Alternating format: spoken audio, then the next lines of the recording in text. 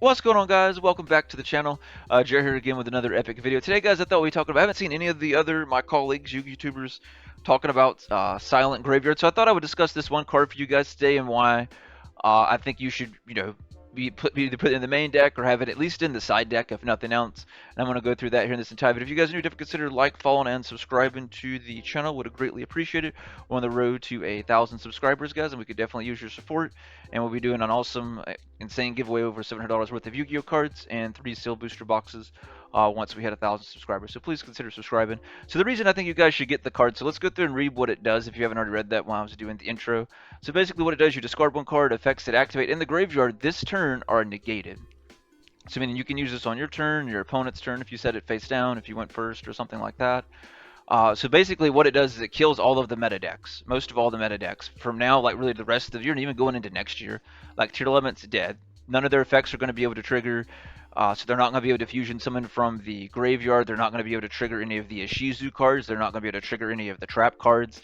They'll let them add the other Tier Elements monsters or cards from their deck to their hand, so they're not going to be able to speed up the deck. So basically they just have to end their turn. It kills branded, Despia branded as well. Same thing, right? Jesper is not going to be able to trigger from the graveyard any of the branded fusion monsters that get sent to the end where they go through and set branded in red. Stuff like that's not going to work. All of that's going to be negated. Anything like that, tragedy is going to be negated.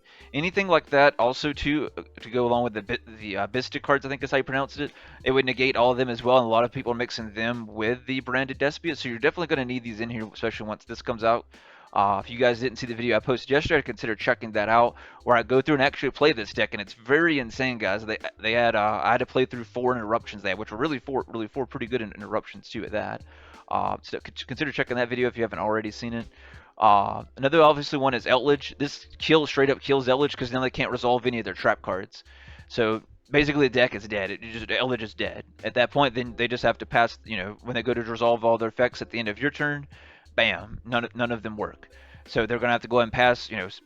Set a face down if at best at that, and then pass it, go back to you, and then bam, you basically attack them. It's more than likely game. If not, you've already got such a head start on them. They've negged so much card advantage wise.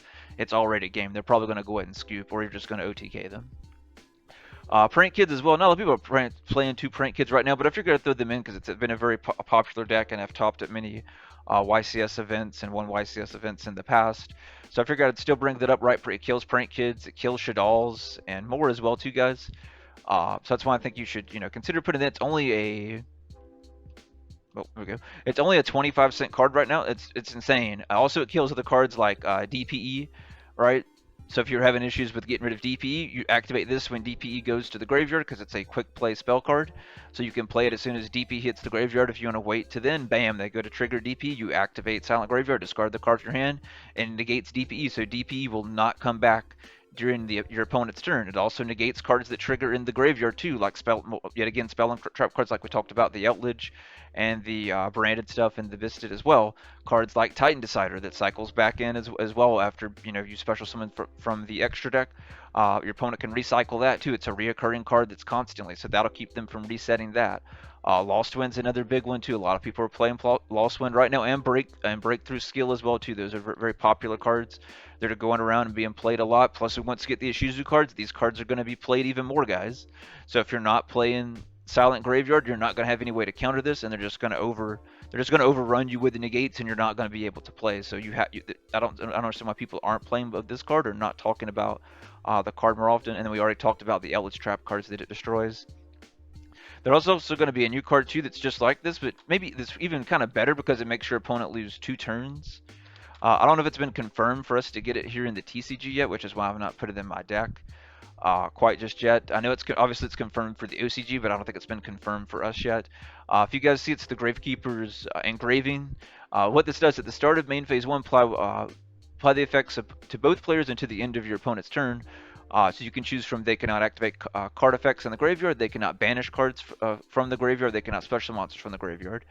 So what this happens is basically during your turn and your opponent's turn. So this would kill all of those decks that we just mentioned, your turn and your opponent's turn. So not only can you go full offensive on your turn, your opponent can't do anything on their turn. They're just going to have to kind of set stuff and put stuff in defense mode and try and do the best they can stay alive and hope you don't finish them off your next turn.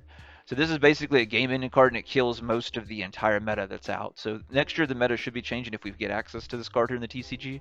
But we'll see if we'll get access to it, guys. But that's all I wanted to cover with you guys. Definitely consider picking up this card. I really think it'd be, something that you should have in your main deck, definitely. If not, at least your side deck. If nothing else, at least 2 copies of them. Because like I said, it destroys all these archetypes and more. I just listed the main ones that everyone knows that's going really rampant right now.